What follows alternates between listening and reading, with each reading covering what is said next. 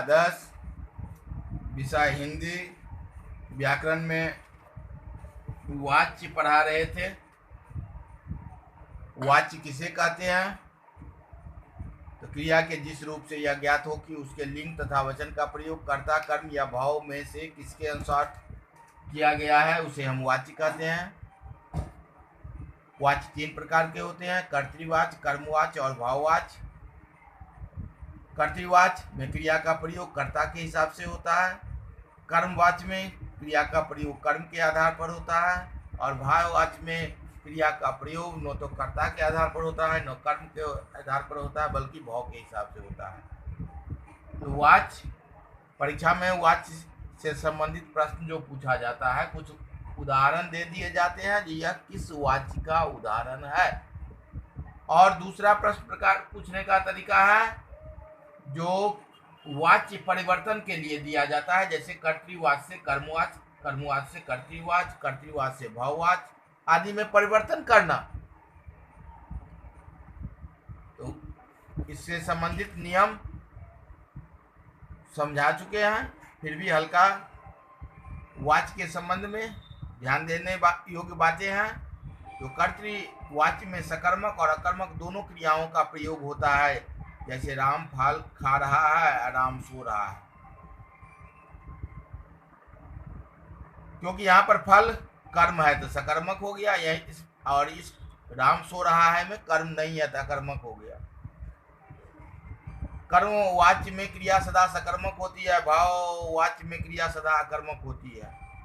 कर्म वाच्य के वाक्य कर्ता के बिना भी बन सकते हैं, जैसे यहाँ फसल नहीं काटी जा रही।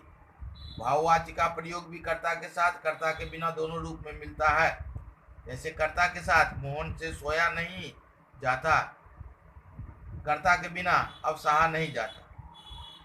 कर्तृवाच्य में कर्ता के साथ ने का प्रयोग तो किया जाता है, क्रिया उसके अनुसार नहीं होती। ने का प्रयोग हो तो क्रिया उसके हिसाब से नहीं होती है। कर्तृवाच्य में कर्ता के साथ ने का प्रयोग हो तो क्रिया उसके अनुसार नहीं होती है, बल्कि कर्म के अनुसार होती है। राम ने रोटी खाई, ये कर्तृवाच्य है। क्योंकि ने का प्रयोग कर दिया है, इसलिए रोटी के हिसाब से क्रिया का, रोटी स्त्रीलिंग एकवचन है इसलिए खाई। राम ने आम खाया, ने का प्रयोग में हो तो क्रिया के अनुसार नहीं होती, बल्कि कर्म के हिसाब से। कर्मवाच्य का प्रयोग निम्नलिखित स्थानों पर भी होता है: जहां क्रिया का कर्ता अज्ञात हो, जैसे चिट्ठी भेजी गई; जहां कानूनी भाषा का प्रयोग हो, जैसे इस मामले की जांच की गई। सुझाव देने के लिए, जैसे ऐसा न किया जाए, किसी को नो करने की असमर्थता प्रकट करने के लिए भी मुझसे यह काम नहीं किया जाता। कर्तृवाच्य से कर्मवाच्य बनाने के कुछ नियम है। यहाँ पर 3 नियम दिया गया है। कर्ता के साथ से या द्वारा के, से द्वारा या के द्वारा जोड़ दिया जाता है, यानी 3 में से कोई एक जोड़ा जाता है। से पहला से है, दूसरा द्वारा है, तीसरा के द्वारा है। कर्म के बाद मुख्य धातु में आ या जोड़ दिया जाता है, और जा इसका उपयुक्त रूप जोड़ दिया जाता है। तीसरा, क्रिया का प्रयोग कर्म के लिंग, वचन एवं पुरुष के अनुसार होती है,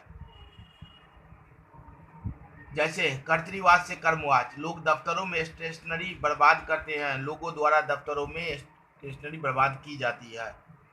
रविंद्र टीवी देखता है, रविंद्र से टीवी देखा जाता है। ये कर्तृवाच्य से कर्मवाच्य में परिवर्तन है। कर्मवाच्य से भाववाच्य में परिवर्तन। भाववाच्य में क्रिया सदैव अकर्मक होती है, क्रिया को अन्य पुरुष एक वचन में कर दिया जाता है तथा कर्ता के साथ से जोड़ दिया जाता है। क्रिया को समान भूत में बदल दिया जाता है और काल के अनुसार जाना क्रिया का रूप जोड़ दिया जाता है। वह सोता नहीं है, कर्तृवाच्य है, उसको भाववाच्य, उससे सोया नहीं जाता। दादी चल नहीं सकती, दादी से चला नहीं जाता। लड़कियां बोल नहीं पाई, लड़कियां से बोला नहीं गया। इस प्रकार कर्तृवाच्य से भाववाच्य और वाच्य से संबंधित कर्तृवाच्य से कर्मवाच्य, कर्मवाच्य से भाववाच्य, भाववाच्य से कर्तृवाच्य, इसका जो है उदाहरण कल समझाएंगे विस्तृत रूप से।